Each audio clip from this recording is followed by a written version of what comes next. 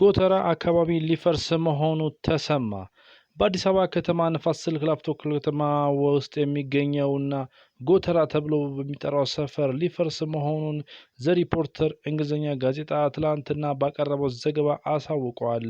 አዲስ ቱሞሮ በሚል ፕሮጀክት የከተማው አስተዳደር ለሚያስገነባው ልዩ የኢኮኖሚ መንደር አካባቢውን ለማፍረስ መታቀዱ ነው የተነገረው።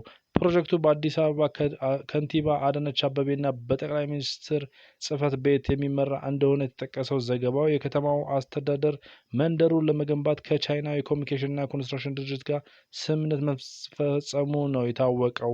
መንደሩ የንግድ፣ የፋይናንስ፣ የትምህርት፣ የባህልና ሰማይ ጠቀስ የመኖሪያ ህንፃዎችን እንደሚኖሩት መገለጹን ያስረዳው ዘገባው በመሆኑም በጎተራ አካባቢ በሚገኝ ሰፊ መሬት ላይ ለመስራት እንደታሰበ ጠቅሷል።